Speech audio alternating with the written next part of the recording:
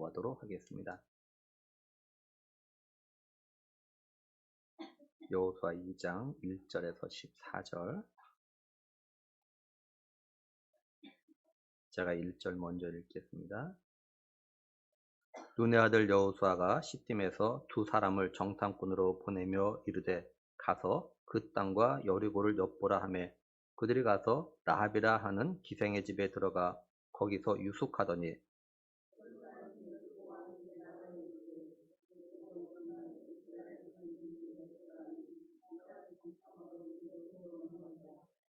여리고 왕이 라합에게 사람을 보내어 이르되 내게로 와서 내 집에 들어간 그 사람들을 끌어내라.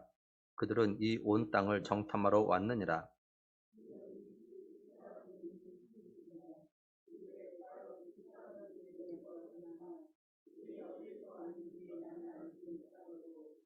그 사람들이 어두워 성문을 닫을 때쯤 되어 나갔으니 어디로 갔는지 내가 알지 못하나 급히 따라가라. 그리하면 그들을 따라 잡으리라 하였으나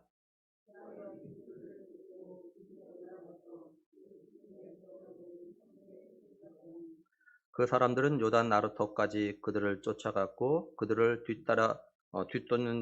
뒤쫓는 자들이 나가자 곧 성문을 닫았더라.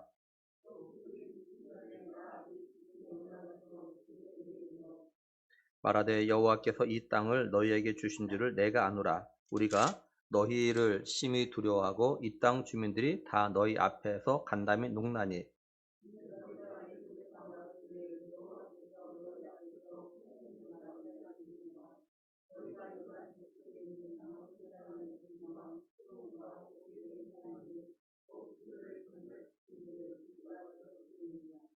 우리가 듣자 곧 마음이 녹았고 너희로 말미암아 사람이 정신을 잃었나니 너희의 하나님 여호와는 위로는 하늘에서도 아래로는 땅에서도 하나님이시니라.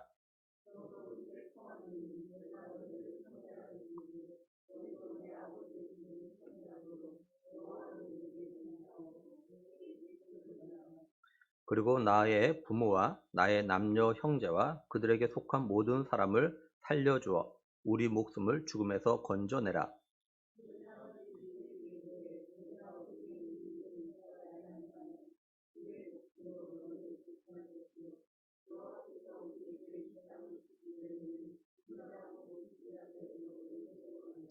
아멘.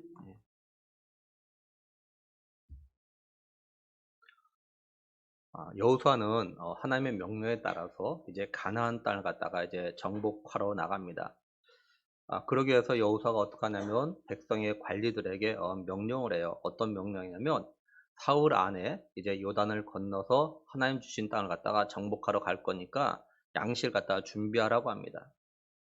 그러고 나서 이제 여호수아가 지금 가나안 이렇게 요단 동편에 어느 정도 자리를 잡고 안식을 취하고 있는 르우벤, 갓 그리고 므낫세 반지파들에게 이야기해요. 너희가 모세와 약속한 대로 이렇게 용사들이 무장을 하고 이스라엘 다른 형제들보다 먼저 앞서서 요단을 건너가 가지고 이제 그 땅을 갖다 정복하라. 그리고 다른 형제들이 그곳에서 안식을 취할 때까지 싸우고 그리고 안식을 취한 다음에 강을 건너 다시 이쪽으로 돌아오라 이렇게 이야기합니다. 이 말을 들은 이 지파 사람들이 자신들은 여호수아의 말에 절대 복종하겠다고 이야기해요. 그러면서 여호수아에게 오직 강하고 담대하라고 이렇게 이야기합니다. 이제 여호수아는 하나님 주신 땅을 갖다 차지하기 위해서 이제 요단을 갖다가 건너면 제일 먼저 만나는 이 여리고에 정탐꾼 2명을 갖다가 보냅니다. 1절 말씀을 보면 여호수아는요 시딤에서 2명의 정탐꾼을 갖다가 여리고에 보내면서 뭐라고 하냐면 그 땅과 여리고를 갖다가 엿보고 오라고 합니다. 여호수아가 그 여리고를 갖다가 엿보고 오라고 한 이유는 뭐냐면 가나안을 정복하는데 이제 여리고가 길목에 있기 때문에 그래요. 그러니까 가나안을 갖다 정복하려면 여리고를 갖다 먼저 반드시 이제 정복을 갖다 해야 되는 겁니다. 그러니까 여호수아는 2명의 정탐꾼을 통해서 여리고에 대한 정보를 바탕으로 해가지고 여리고를 무너뜨리는 건 물론이고 가나안을 정복할 그런 계획을 갖다가 세우고자 했던 겁니다. 여호수아는 하나님이 함께 하신가 그리고 그 땅을 갖다가 주시겠다는 약속의 말씀을 갖다 믿고 곧바로 가나안 정복을 위한 준비를 갖다 했던 거예요. 여호수아는 전쟁에 필요한 양식을 갖다 충분히 준비하고 가나안 정복을 위해서 이제 어떤 방법으로 어떻게 공격할 것인지를 갖다 알기 위해서 가나안 정복의 전초 기지가 되는 여리고를 갖다 정탐하게 했던 겁니다. 우리가 여기서 하나님의 약속에 대한 믿음이 뭔지, 다시 말하면 우리가 하나님의 약속의 말씀을 갖다가 믿는다면 어떻게 해야 되는가를 갖다가 생각해 볼 수 있어요. 이게 뭐냐면 적극적인 태도와 행함이 있어야 한다는 겁니다. 그래서 믿음은요, 소극적이지 않고 적극적입니다. 그리고 믿음은요, 부정적이지 않고 긍정적인 거예요. 그러니까 진실로 하나님에 대한 믿음, 그리고 하나님의 함께 하실 것과 그다음에 하나님께서 응답하실 것에 대한 믿음을 가진 성도는요, 말을 하더라도요, 부정적으로 말하지 않고 긍정적으로 말합니다. 행동을 하더라도 소극적으로 하지 않고 적극적으로 행동을 합니다. 우리가 믿음이 없을 때 의심이 생길 때는요, 부정적인 말과 불평과 소극적으로 행동하게 되어져 있어요. 근데 우리가 믿음이 있을 때 의심이 없을 때는요, 긍정적으로 말하고 적극적으로 행동을 합니다. 한번 우리 자신들의 말과 행동을 갖다 한번 잘 생각해 보세요. 내가 믿지 못하고 의심이 되는데 긍정적이고 적극적인 행동을 갖다 할 수 있을까요? 절대 그렇게 못하죠. 또 내가 확실히 믿고 의심이 없는데 부정적인 말과 소극적으로 행동할까요? 이건 역시도 절대 그렇게 하지 않아요. 우리가 믿고 의심하지 않는다고 하면서 부정적이고 소극적으로 행동한다면 사실 이건요, 우리가 진실을 믿지 못하기 때문에 그런 겁니다. 비록 말로는 믿는다고 할지 모르지만 진실로 마음으로 믿지 못하면요, 부정적이고 소극적으로 행동하게 되어져 있어요. 반면에 진실로 마음으로 믿으면 누가 뭐라고 그래도 긍정적으로 말하고 적극적으로 행동하게 되어져 있어요. 한번 잘 보세요, 우리의 모습들을. 그래서 하나님의 약속의 말씀을 갖다 믿는 성도는요, 하나님 말씀에 선포될 때마다 믿고 아멘을 이렇게 화답하는 거예요. 근데 하나님 말씀에 대해서 믿지 못하면 의심하게 되면 아멘으로 화답이 안 되는 거죠. 그래서 아멘이 무슨 뜻입니까? 진실로 그렇습니다. 나도 그렇게 되고 싶습니다. 이런 뜻을 갖다 가지고 있는 것이 아멘입니다. 그러니까 우리가 예배 중에 대표 기도자가 기도할 때 그 기도의 내용을 갖다 기도하면서 기도의 내용을 잘 듣고 그 기도에 공감하면 아멘 이렇게 하는 거예요. 또 설교 말씀을 들을 때도 그 말씀이 믿어지면 또는 그 말씀대로 내 삶에 하나님의 은혜와 역사가 임하길 원하면 아멘 이렇게 하다고 하는 거예요. 나에게도 그런 은혜가 있길 원합니다. 이렇게. 이런 의미의 아멘은 소극적으로 마음속으로만 아멘하는 것이 아니라 소리를 내야 돼 적극적으로. 그리고 이 아멘도 내 스스로 해야 돼요. 예를 들어서 설교자가 아멘을 갖다가 요구할 때만 하는 것이 아니라 내가 말씀을 듣는 간 스스로 이렇게 아멘 이렇게 하는 것이 필요하다는 거죠. 그리고 우리 자신들에게 좀 물어볼 것이 있어요. 그 뭐냐면 나는 하나님에 대한 믿음과 하나님의 말씀에 대한 믿음이 어떻게 나타나고 있는가라는 거예요. 나는 하나님의 말씀을 믿고 그 말씀대로 살기 위해서 그 말씀들을 갖다가 긍정적으로 받아들이고 적극적으로 순종하는가? 아니면 부정적으로 받고 소극적으로 순종하는가? 나는 하나님에 대해서 또는 하나님의 어떤 말씀에 대해서 부정적이고 소극적인가? 의외로 성도를 보면은 하나님의 말씀을 믿는다고 하면서도 어떤 말씀에 대해서는 굉장히 부정적이에요. 에이 설마 어떻게 이렇게 말씀해? 이 부정적인 분들이 있어요.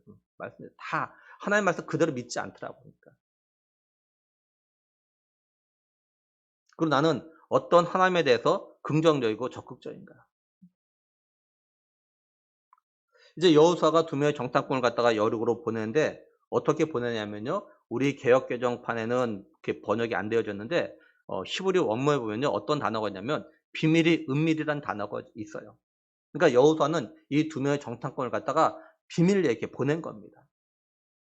그래서 두 명의 정탐꾼이 시딤에서 이제 요단을 건너서 여리고로 이제 들어가요.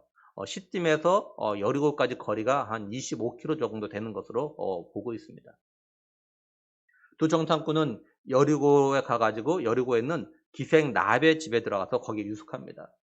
두 명의 정탐꾼이 기생 라합의 집에 들어간 것은 이곳은 남자들이 주로 가기 때문에 어 자신들의 신분을 갖다 숨길 수 있게 가장 적합한 곳이라고 생각해서 기생 라합의 집으로 이제 들어간 것으로 보입니다. 두 명의 정탐꾼은 자신들이 정탐꾼이라는 걸 아무도 모를 거라고 생각하고 기생 라합의 집에 가서 이제 유숙을 하는 거예요. 여장을 부려요. 왜냐면 여호수아가 이 자신을 갖다 정탐꾼으로 보낼 때 아무도 모르고 이스라엘 백성들도 모르고 여호수아와 자신들만 알고 있는 그런 상태에서 이제 왔기 때문에 그래요. 그런데 2절 말씀 보면은 어떤 사람이 여리고 왕에게 말하여 이르되 보소서 이 밤에 이스라엘 자손 중에 몇 사람이 이 땅을 정탐하러 이리로 들어왔나이다. 이렇게 말씀을 하죠. 말씀을 잘 보면요. 여리고 왕이 알고 있어요. 뭐냐면 이스라엘 자손 중 이 밤에 이스라엘 자손 중에 몇 명이 이 땅에 정탐하러 들어왔다. 이걸 알아요. 그리고 기생 랍의 집에 들어갔다. 이것까지 알아요. 그러니까 단순히 수상한 사람이 들어왔다가 아니라 이스라엘 자손, 그죠? 그리고 기생 랍의 집에 들어왔다. 아주 정확한 보고를 갖다 이 여리고 왕이 지금 받은 겁니다. 이게. 그래서 3 절에 보면 여리고 왕이 라합에게 사람을 보내어 이르되 내게로 와서 내 집에 들어간 그 사람들을 끌어내라. 그들은 이 온 땅을 정탐하러 왔느니라. 이렇게 말씀을 해요. 여리고 왕이 이스라엘에서 정탐꾼이 와 가지고 기생 랍에 들어갔다는 보고를 받아요. 분명히 정탐꾼들은, 그죠? 이 여리고에 들어올 때 아무도 모르게 들어왔어요. 그죠? 비밀리에. 근데 자신들이 들어온 것이, 이 정탐에 들어온 것이 이 왕에게까지 그대로 다 보고된 겁니다. 그래서 여리고 왕은 이 보고를 받고 사람들을 이 기생 랍에 집에 보내서 이 정탐꾼 갖다가 잡아오도록 합니다.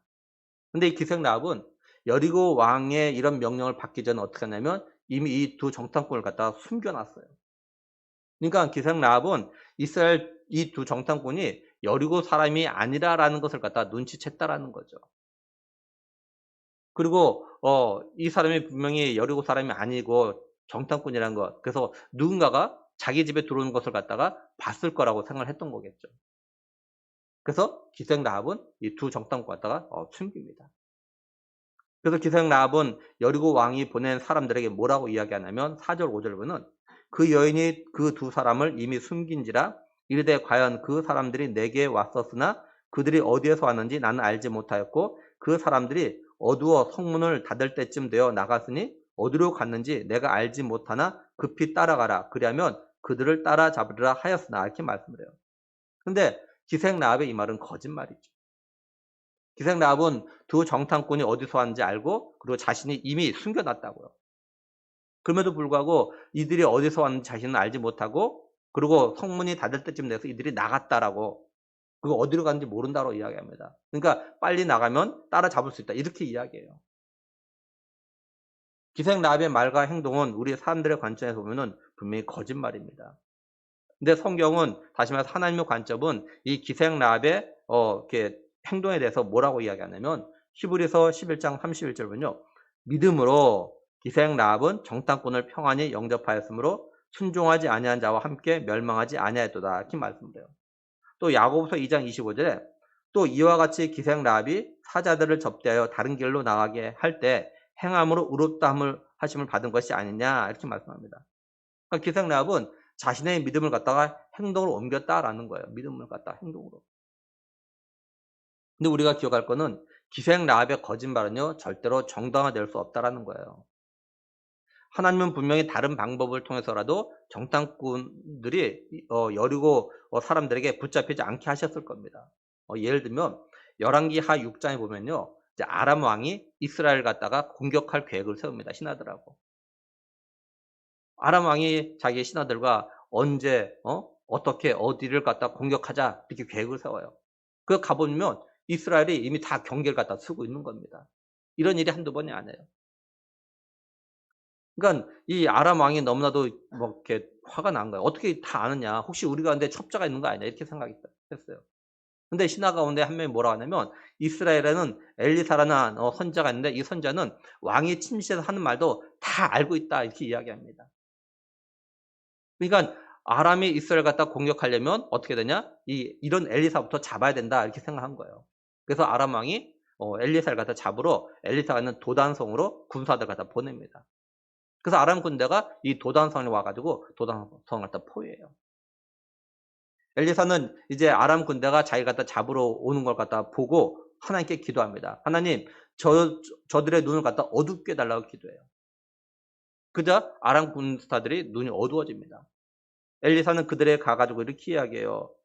어 이곳은 너희가 찾는 길이 아니다. 나를 따라오면 너희가 찾는 사람이 갈 수 있다. 이렇게 이야기해요. 그러니까 이들이 엘리사를 따라서 어디까지 오냐면 사마리아까지 옵니다.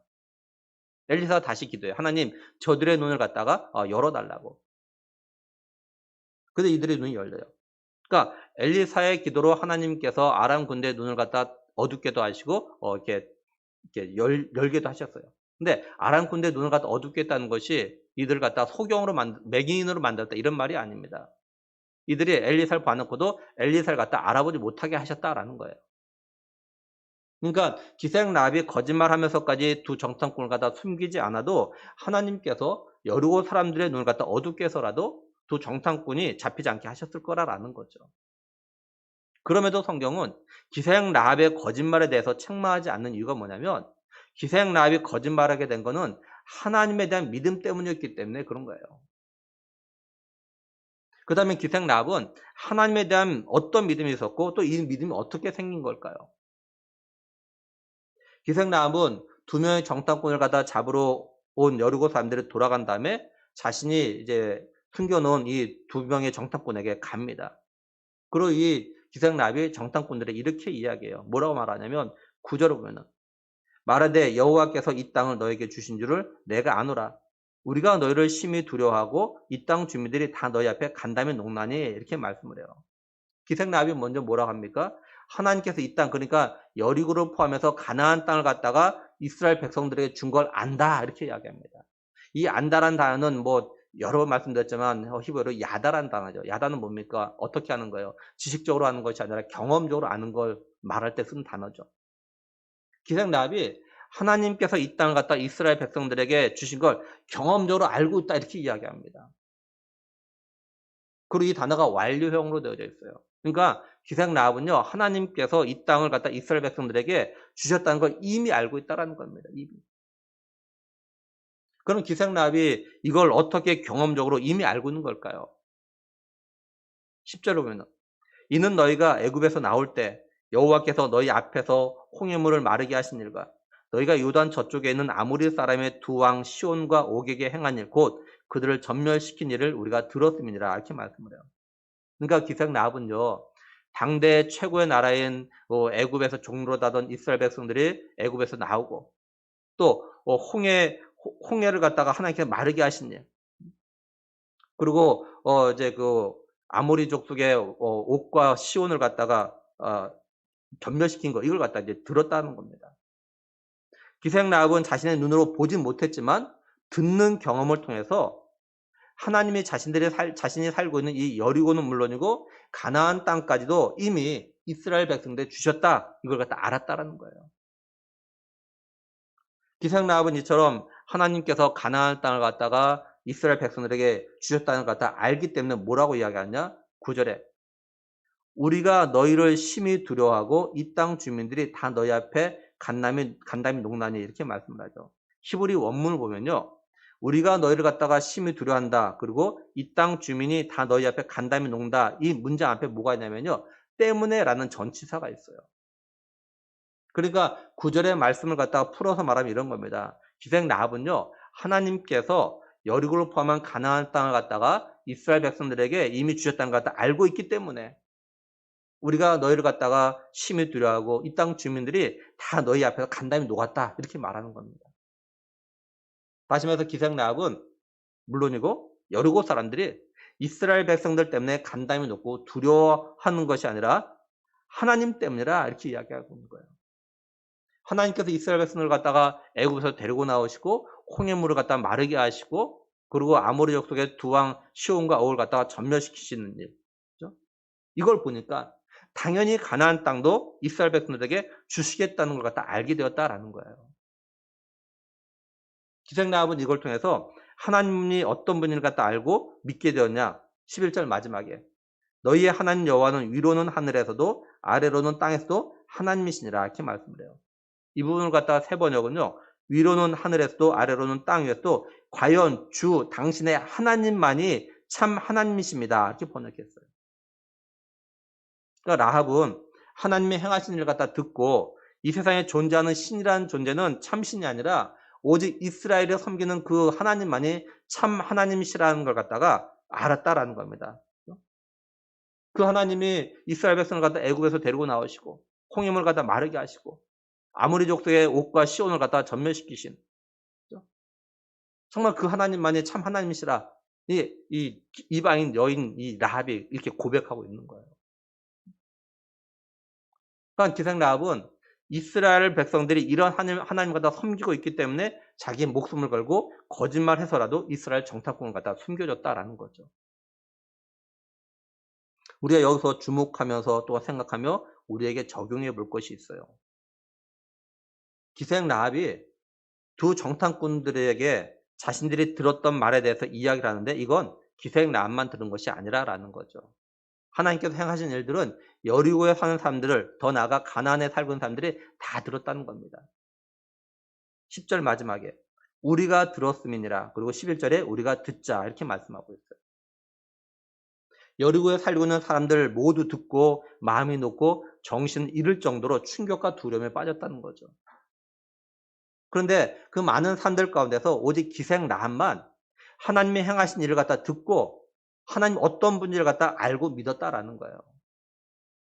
다른 말로 하면 하나님에 대해서 많은 사람들이 들었지만 그걸 믿고 그 하나님이 어떤 분인지를 갖다 아는 사람들은 아주 극소수에 불과하고 또 그 믿는 걸 행동으로 옮기는 행동으로 나타나는 사람은 더 극소수라라는 거죠. 이건 오늘날도 마찬가지죠. 여러 차례 말씀드리지만 같은 장소에서 같은 시간에 같은 말씀을 들어도 그 말씀을 통해서 하나님이 어떤 분인지를 갖다 알고 믿고 그 믿음에 대해서 순종의 삶을 살아나가는 그런 성도들은 극소수라라는 거예요. 거의 대부분의 사람들, 심지어 성도라는 사람들도요, 예수 믿는다고 하는 사람들도 그냥 말씀을 듣는 걸로 끝내는 경우가 너무도 많다는 거죠. 그냥 듣는 걸로 끝내는 거예요.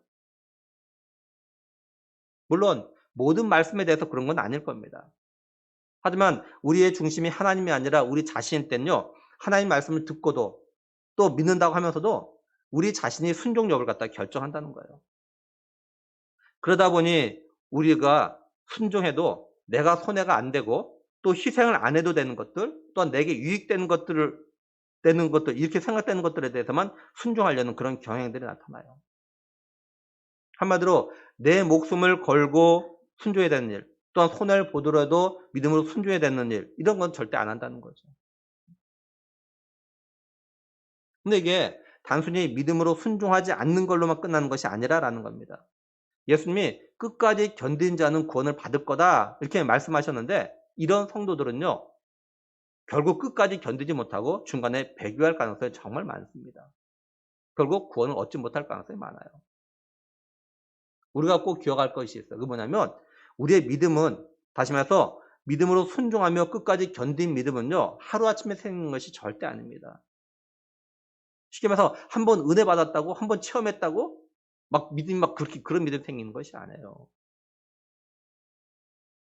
믿음은 자라는 겁니다. 자라요. 마치 우리 아이들이 키가 자라듯이 믿음은요 자라는 겁니다.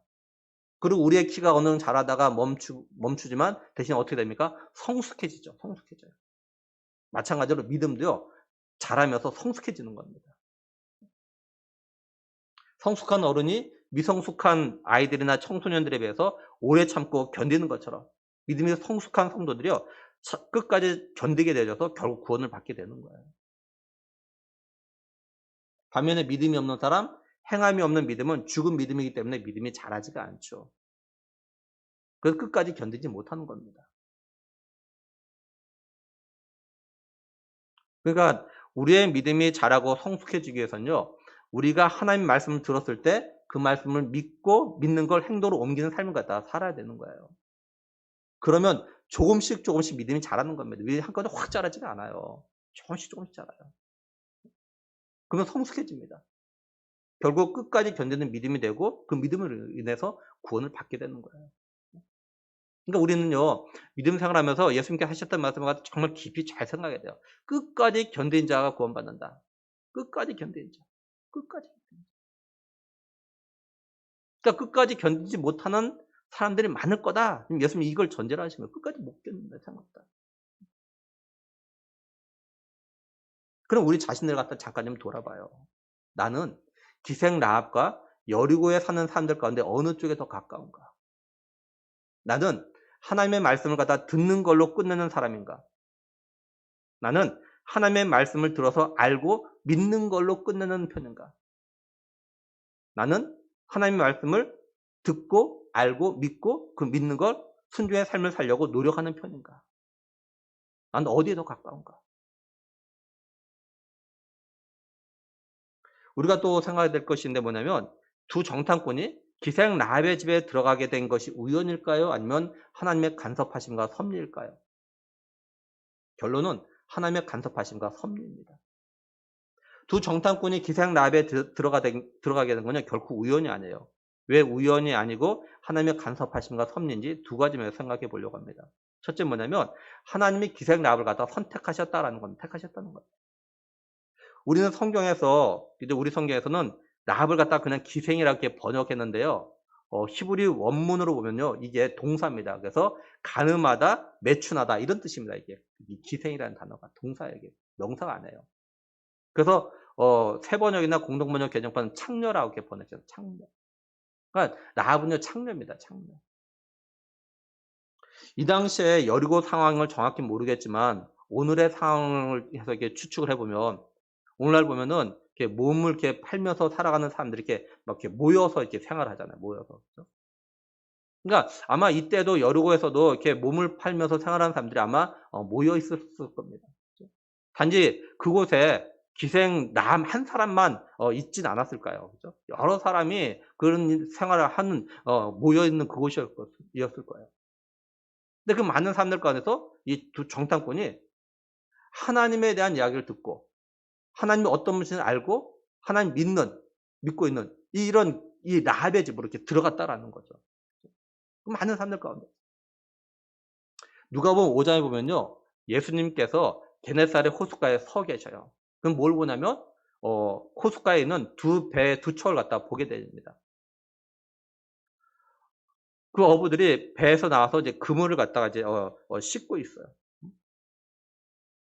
근데 예수님께서 이제 어떻게 하시냐면 누가복음 5장 3절에 보면요.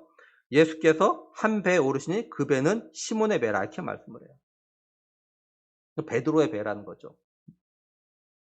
예수님께서 시몬의 배에 올라가셔 가지고 무리를 갖다 가르친 다음에 이렇게 뭐라고 하시냐면 시몬에게 4절에 말씀을 마치고 시몬에게 이르시되 깊은 데로 가서 그물을 내려 고기를 잡으라 이렇게 말씀을 해요. 그래서 시몬이 이야기해요. 우리가 밤새도록 그물을 내렸지만 한 마리도 고기 잡지 못했다고. 그런데 내가 말씀에 의지해서 그물을 갖다 내리겠다고 합니다. 그 말씀 의지해서 시몬이 그물을 내렸더니 그물이 찢을 정도로 고기를 갖다 많이 잡죠. 예수님께서 이 일을 통해서 베드로에게 뭐라고 하시냐? 10절 중반절에 예수께서 시몬에게 이르시되 무서워하지 말라 이제 후로는 네가 사람을 취하리라 하시니 이렇게 말씀을 해요. 그러니까 예수님은 시몬 베드로를 갖다가 제자로 부르시기 위해서 두 배 가운데 시몬의 배에 오르셨던 거예요. 우연히 예수님께서 시몬의 배에 오르신 것이 아니라 시몬의 배라는 걸 알고 시몬을 제자 삼기 위해서 의도적으로 시몬의 배에 오르셨던 거죠. 마찬가지로 하나님은 기생 라합을 택하셨기 때문에 기생 라합과 그의 가족을 여리고의 멸망 가운데서 구원하시기 위해서 저 두 정탐꾼으로 하여금 기생 라합의 집으로 돌아가도록 간섭하셨던 겁니다. 지난 금요일에 이제 고시원을 주변에 전도하러 가서 어떤 형제를 만났어요. 근데 그 형제는요, 제가 이렇게 한 달 사이에 한 달 사이에 지금 세 번째 만나는 겁니다. 이전에 두 번은 이 형제가 이렇게 직장인인데 직장에서 퇴근하고 이제 집에 들어오는데 이렇게 고시원에 사는데, 두 번은 퇴근하고 와서 고시원 들어가기 전에 담배를 피우기 위해서 있는데 만난 거예요. 근데 이날은 이 형제가 이제 오후에 출근하는 날이대요. 그래서 잠자고 일어나서 담배 피우려고 나왔는데 저를 갖다 만난 거예요. 이 형제가 저를 보더니 참 신기하다고 말해요. 신기하다. 이걸 갖다 인연이라고 합니까? 저한테 그런 거야. 이거 인연입니까 이게? 그래서 제가 이건 인연이 아니고 성경에 보면은 하나님께서 인도하실 가운데 만난 거다 이렇게 이야기했어요.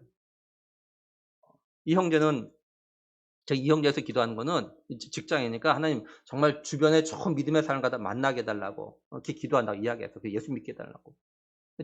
이 형제한테 이렇게 이야기하고 우리 교회 좀 나올 수 있으면 나오라고 이야기했어요. 근데 이 형제는 지금 나이가 30인데 한 번도 교회 와본 적이 없어요. 그러니까 제가 이 형님한테 전화번호 모르니까 전화번호를 알려주는 거예요. 그래서 내가 전화번호 알려주면 내가 이렇게 우리 예배 시간에 링크해서 주겠다고. 그랬더니 자기가 교회는 못 나와도 그만 잠깐 그 링크해서 거기 들어가서 예배는 한번 보겠다 이렇게 이야기하더라고요. 전도하면서 하나님의 간섭하심을 갖다 자주 느낍니다. 예를 들면 이 형제처럼요. 전화번호를 받기 전까지는 막 만나게 하셔요. 근데 전화번호를 받고 나면요. 그다음부터는 만나려고 만났던 장소 가도 못 만납니다. 참 신기해요 저도. 또 한동안 계속 못 만나서 기도해. "하나님 내가 이 형제를 좀 만나고 싶다."고. 그럼 전도가 나가면 만납니다. 하나님 이렇게 간섭하심을 느껴요. 두 번째는 하나님께서 두 정탐꾼이 기생 라합을 통해서 여리고에 대한 정보를 갖다 듣고 여호수아와 이스라엘 백성들이 하나님께서 가나안을 갖다가 약속대로 주셨다는 걸 믿도록 하기 위해서라는 거예요. 여호수아가 두 명의 정탐꾼을 갖다가 비밀리에 여리고로 보낼 때는 여리고의 상을 갖다 엿보라고 보낸 겁니다. 근데 두 정탐꾼이 여리고에 들어온 걸 여리고 왕이 알고 잡으려고 보냈단 말이에요. 그러니까 이 두 정탐꾼은 여호수아의 말대로 여리고 갖다 정탐할 수 있는 엿볼 수 있는 상황이 아닌 겁니다. 지금 상황이. 그런데 기생 라합을 통해서 정탐꾼들의 눈에 보이는 여리고 상황이 아닌 눈에 보이지 아니하는 여리고 사람들의 마음과 정신 상황을 갖다 듣게 되는 거죠. 한마디로 두 정탐꾼은요. 여리고 사람들이 이미 정신적으로 심적으로 이스라엘에게 패배한 상태라는 걸 갖다 듣게 되는 겁니다. 그래서 두 정탐꾼이 돌아와 가지고 여호수아에게 뭐라고 보고하냐? 2장 24절 보면요. 또 여호수아에게 이르되 진실로 여호와께서 그 온 땅을 우리 손에 주셨으므로 그 땅의 모든 주민이 우리 앞에서 간담이 녹더이다 하더라. 이렇게 말씀을 해요. 진실.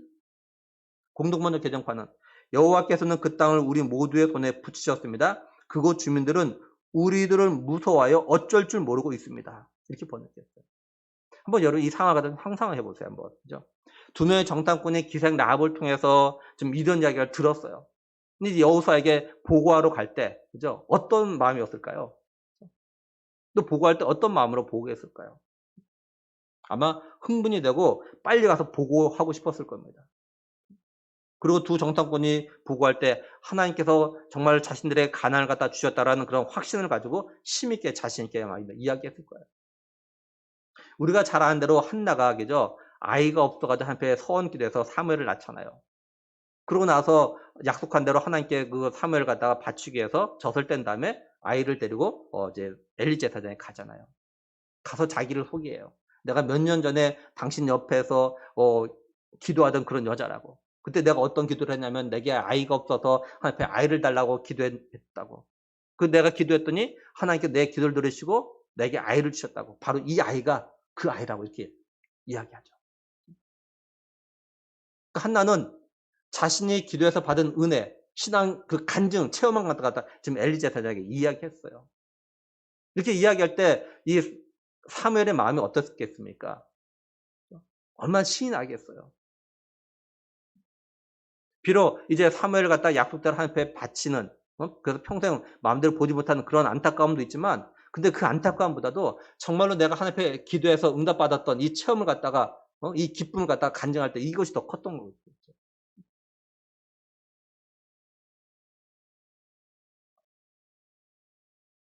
한나는 이런 체험, 하나님 주신 체험이 너무 기뻤기 때문에 분명히 이야기할 때 막 슬픈 표정으로 이야기하지 않고 굉장히 기쁜 마음을 가지고 자기 이야기할 때 했을 겁니다. 두 명의 정탐꾼이 이런 마음으로 아마 보고했을 거예요.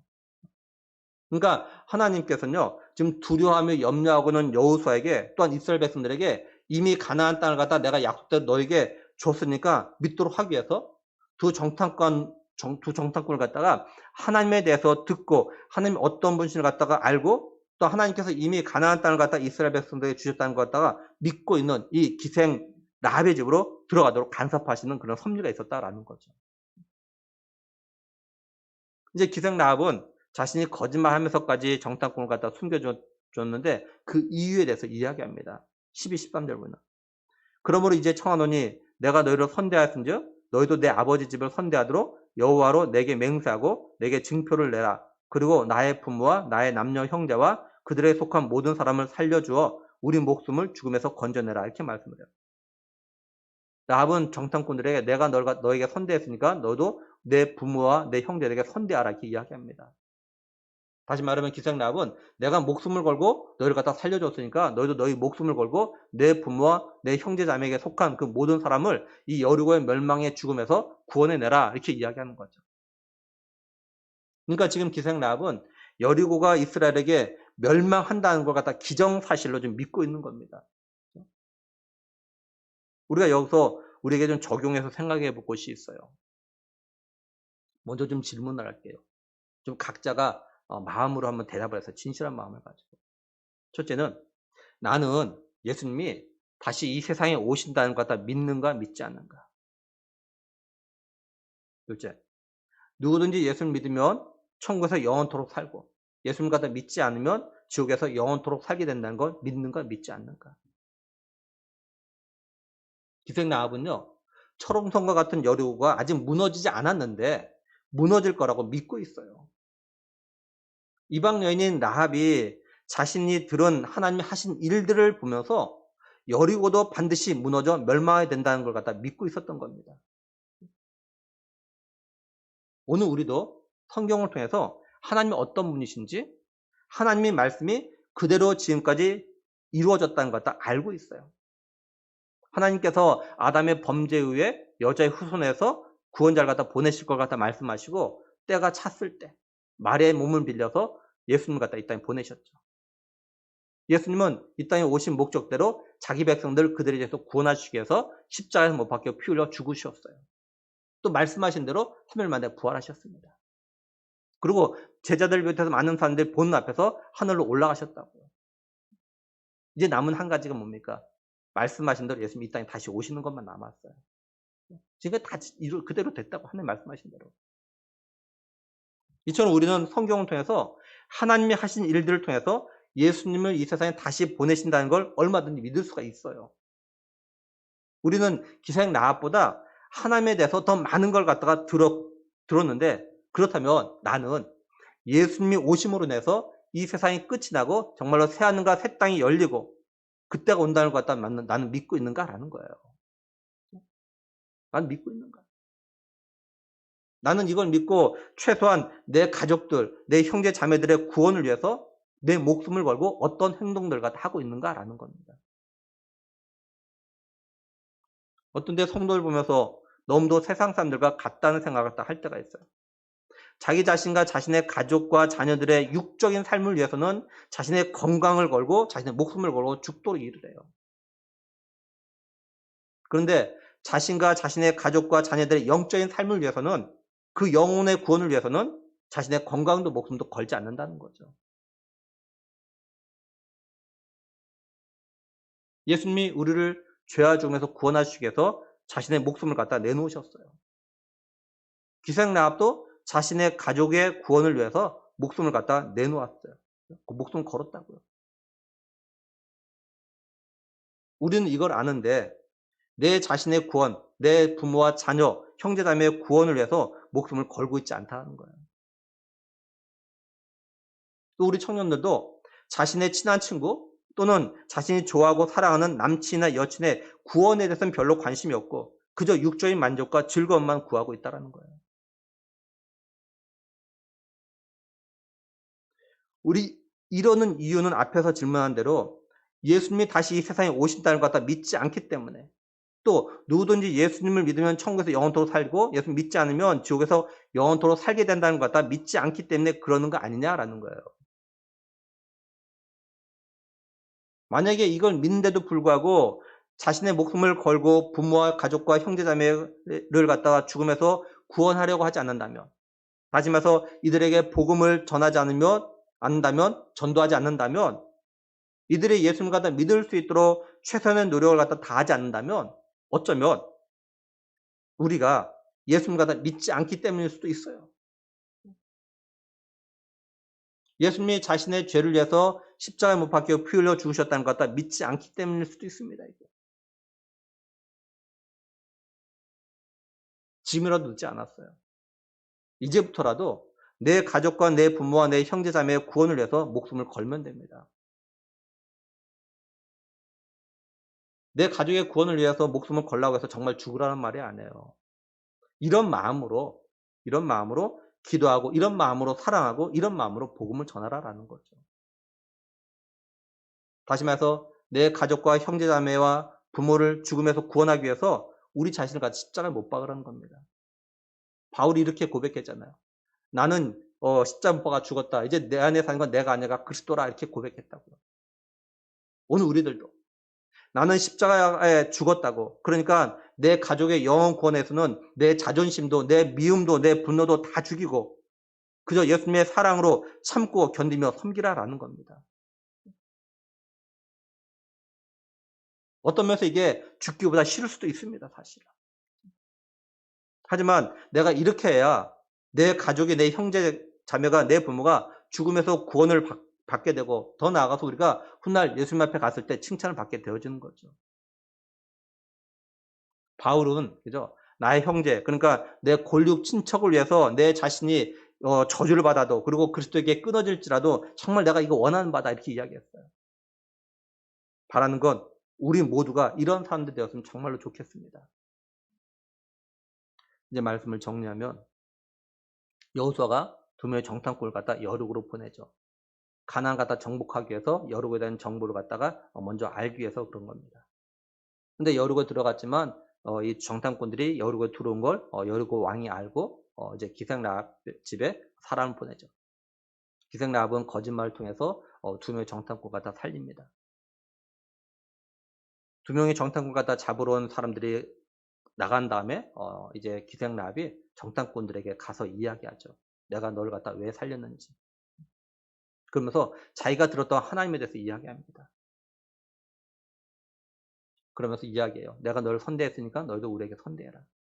내가 목숨을 걸고 너희를 갖다 살려줬으니까 너희도 목숨을 걸고 우리 부모와 우리 형제 자매에 속한 사람들 갖다 다 구원해 달라, 이렇게 이야기하죠. 하나님은 기생라합과 그의 가족의 구원을 위해서, 그리고 여호수아를 비롯해서 이스라엘 백성들에게 약속대로 가나안을 갖다 주셨다는 걸 갖다 확인시켜 주기 위해서 두 정탐꾼으로 하여금 기생의 라합의 집으로 가도록 간섭하셨던 겁니다.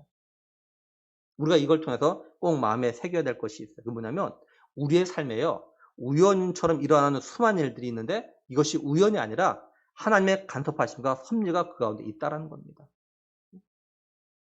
우리가 이걸 갖다 믿음의 눈으로 보면요, 하나님께서 내가 만나야 될 사람을 갖다 만나게 하시고, 내가 들어야 될 말씀을 갖다 듣게 하시고, 내가 봐야 될 것을 갖다 보게 하시는 그런 일들이 있다라는 거예요. 이건 하나님께서 우리를 갖다 구원하시고 우리에게 말씀하실 것 갖다 확실히 이루시기 위해서, 이걸 알려주기 위해서 이러시는 경우가 있다라는 겁니다.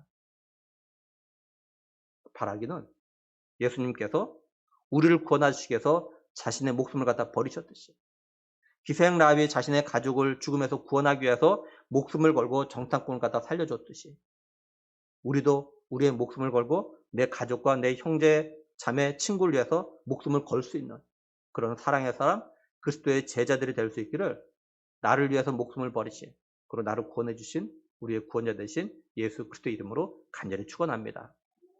기도하시겠습니다. 하나님 감사합니다. 말씀하신 대로, 약속하신 대로 예수님 보내주셨고, 그 예수님이 우리를 위해서 죽으시고 부활하시고 우리에게 부활의 소망과 천국의 소망을 주신 것, 하나님 다시 한번 기억하며 감사합니다. 이제 다시 오실 예수님을 저희들이 기다리며 살아갑니다. 네, 하나님 아버지, 우리 가족 가운데, 우리 형제 자매 가운데, 우리 친척 가운데, 내 친구 가운데 아직 예수님 갖다 믿지 아니하는, 아직 예수님 갖다 인격적으로 만나지 못해서 예수님을 정말로 자신의 구원자로 믿지 않고 받아들이지 않는 그런 사람들이 있습니다. 하나님, 우리가 이들을 위하여서 정말 목숨을 거는 마음을 가지고 기도하게 하시고 섬길 수 있게 하시고 또한 전도할 수 있는 은혜를 주시옵소서. 그래서 하나님 아버지, 정말 우리 가정 모두, 우리에게 속한 모든 사람들이 죽음에서 구원받아서 저 천국에서 예수님과 더불어서 영원토록 살 수 있는 그런 믿음의 소망을 가지고 살아갈 수 있는 은혜를 베풀어 주실 간절히 원하옵고 우리 주 예수 그리스도의 이름으로 기도드리옵나이다. 아멘.